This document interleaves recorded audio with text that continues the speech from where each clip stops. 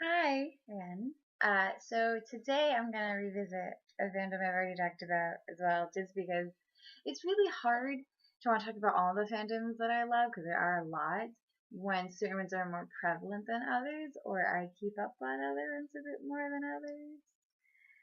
So today I'm gonna talk to you about some Doctor Who, because I just love it. Oh my god, I love it so much. More specifically, Matt Smith, who played the last Doctor, the 11th Doctor.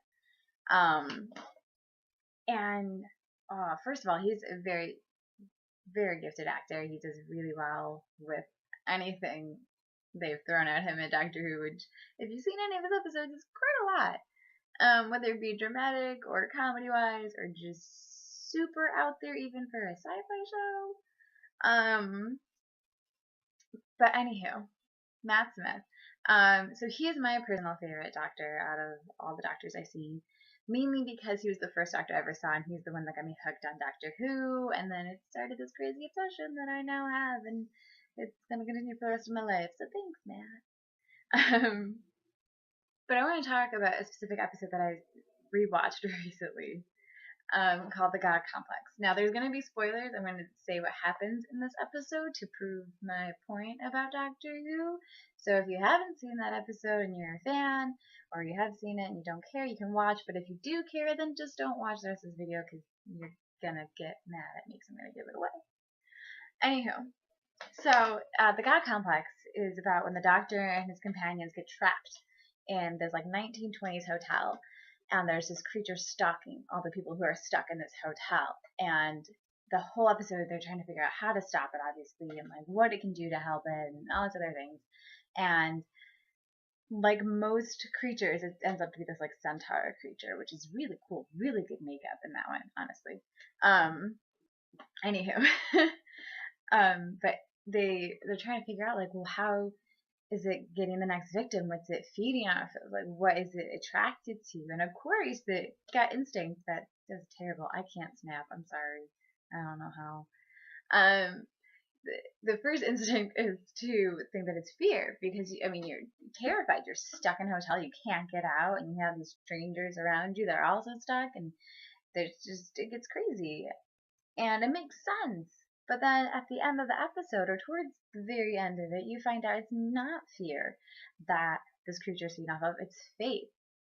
That when people get to that place where they're so scared about a situation or what could happen to their lives or someone they love, that they turn to whatever their faith is, whether it be God or Buddha or whoever it was, or someone. And I just found that such a fascinating storyline to flip it. Because in so many horror films, in so many different ways, a lot of the times some of the power, or in certain cases like Freddy Krueger from Nightmare on Elm Street, like all of his power comes from the fear that he just invokes in these people, and they're tormenting. And it's so interesting to know that, or to think that someone could be like, well, okay, yeah, some the villains go after fear. It obviously helps them hunt or whatever the storyline is. But what if, the people who have either accepted their fate, or just feel that it's just no good to like be so stressed and panic about it, like try and keep a cooler head, to go to their fate, and then to attack them for that, because they're trying to be reasonable and they're trying to be okay with their situation. And it was just one of those moments where I was like, what the like, that's so kind of really crazy.